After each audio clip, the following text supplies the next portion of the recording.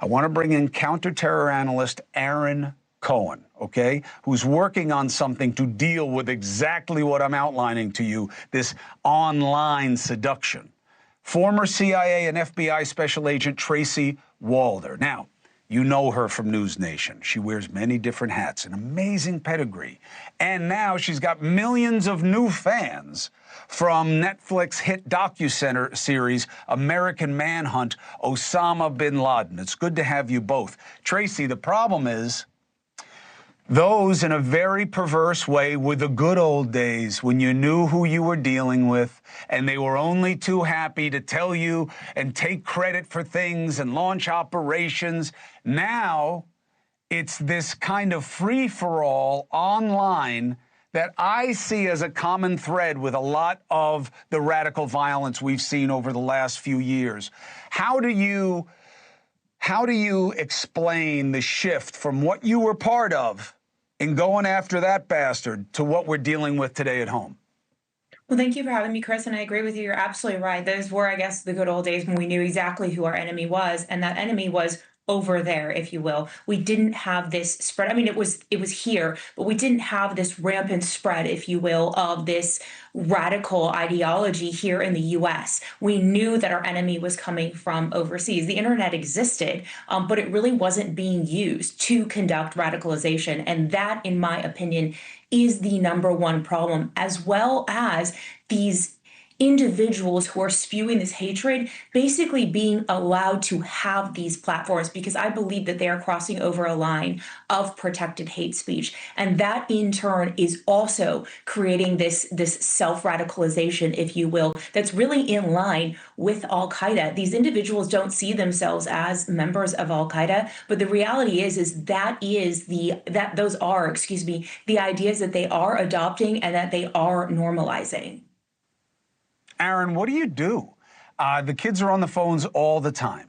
We know that we have a generation that is uniquely sensitive to appropriating oppression. They're looking for a cause, and they have been conditioned 100 different ways to hate the country in one way or another. What does that spell, and what do we do about it?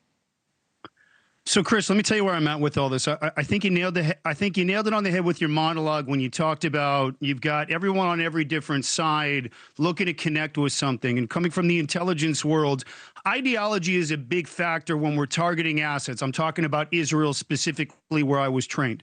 But I want to talk about the main engine of what's driving this. And it's not the 20 months of protests on the campus. I want to talk about the driver and what we're seeing globally, from Seattle to Italy now to France and Cannes.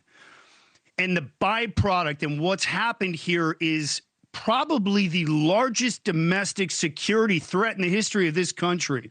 Let me tell you what I mean. Coordinated psychological warfare. Chris, this is called fifth-generation warfare, and there's no uniforms. There's no borders and there's no bullets. The battlefield is digital and the weapon is influence. And I want to explain how it works. The targets in the minds of the youth is what America's enemies are going after. The DC shooter did not meet a Hamas recruiter, Chris, in some dark alley. He met an algorithm. And America's enemies have mastered the art of this narrative warfare. And they have embedded millions of bots driven across TikTok and Reddit and X and fringe foreign groups to inject this division. This is on both sides. I don't want to talk about the specific countries because I don't want to get political, but I think you know where I'm leaning. And the radicalization has hit both ends of the spectrum, which you talked about in your monologue very beautifully. The piece here specifically is called bot amplification. And armies, Chris, millions are flooding the comment sections and pushing these fringe narratives into trending status through this propaganda. And not just spreading messages, but to literally boost and groom engagement metrics that tell our algorithm here in the United States, show this to more people. Then what happens is the feedback loop starts to kick in, and that's what our adversaries rely on. Once that post starts to gain traction through that engagement, the enemy just needs the initial spark, like one of these pro-Hamas or pro-Palestinian protests you were talking about, and the algorithm does the rest. Chris, this is the largest single domestic threat in the history of this country, and all you need is this cell phone. And the United States government and Congress needs to put together a commission and sit down and start talking seriously about how to start going after these actors. We've got the First Amendment in this country. It's very complicated legally, but our enemies are trying to destroy this country from within. And this, Chris, is specifically how they are doing it. And no parent is going to tell their kid to get off their phone when the parents are on the phone. We have a major domestic security crisis right now. You know, Tracy, the more, it's like one of those things that you guys develop an instinct for, which is where once you see something, you start to see it everywhere. Not because of conditioned response, but you understand the patterning. And, whether it's MAGA or progressive left, I believe that they are like the infants of this. Everybody wants to tear it down now. Every time somebody comes at me about anything, their solution is to destroy something. It can be, what you hear with Doge. Every agency, tear it down. No more DOE, no more this, tear it down, break it, blow it up. Everything. Abroad, what do? Get out, get away, no more of this.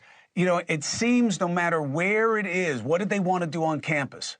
Take over the buildings, tear it down, bring this university down. I see a common thread with all of these things, that it is about destruction, and that is textbook fundamentalism. For this to be what we want it to be, what is right now must die. You're absolutely right. I think part of the problem is that we have, in a way, normalized violence. And I think part of the issue here, too, especially when you talk about universities and you talk about even critical infrastructure and those kinds of things, this idea that nothing will be solved without violence, I don't want to say is relatively new. I mean, that's something we've obviously seen here in this country. But the idea that we have this extreme political polarization, which we have had in the past, but the fact that we meet it then with violence is the direct result of this radicalization. But in order to stop that, through the internet, the problem actually is with Congress. I had a former CIA friend who was in Congress, and he served on the cyber committee, and he was very frustrated by the fact that no one seemed to want any kind of change or even understand how to impart that kind of change. And if we don't give that information out in bits and ways that people can understand it, there's not going to be the pressure on Congress to make those changes. Also, when you talk about tearing it down from a political standpoint, I believe we're doing that as well. If we look at President Trump, he is actually shrinking the size of the domestic terror division within the FBI and making it more difficult to investigate that. So when something happens here, it's going to fall back on the FBI, who has had agents redirected from those divisions. And that is deeply concerning. Aaron, quickly, tell me about what you're part of that you believe could be part of the solution here.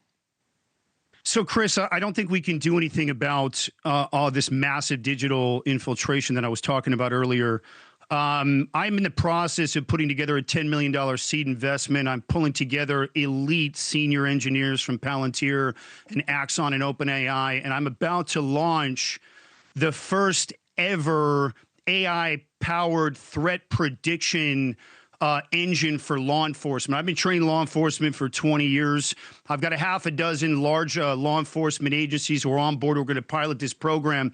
Essentially what it's going to do, Chris, there's going to be an algorithm that's going to run 24/7 looking for all of the predictive red flag behavior, and then feed it to that law enforcement agency, scanning social media and the internet for discord, for martyrdom talk, for tactical preparation.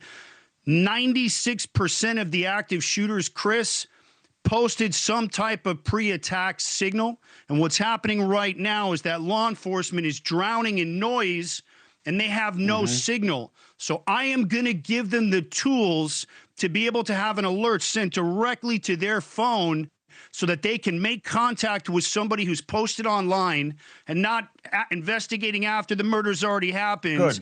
And be able to prevent the next active shooter from happening and hopefully be able to start to put a real solution and give Ellie the tools to get to these threats before they erupt. It's very exciting. Any money people out there, reach out to me. I'm talking to VCs now.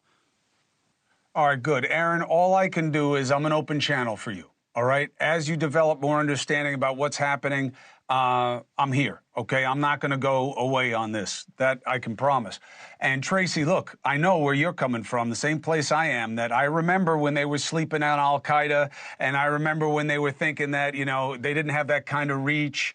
And here we are again. And it does seem like deja vu. You know, it's that horrible Santayana quote, you know, that if you don't learn from history, you're doomed to repeat it. And I know we're sick of talking about terrorism, and Afghanistan is just an ugly check mark, and we left all the Terps over there. We just want to get away with it, just like with COVID. We just want to get away.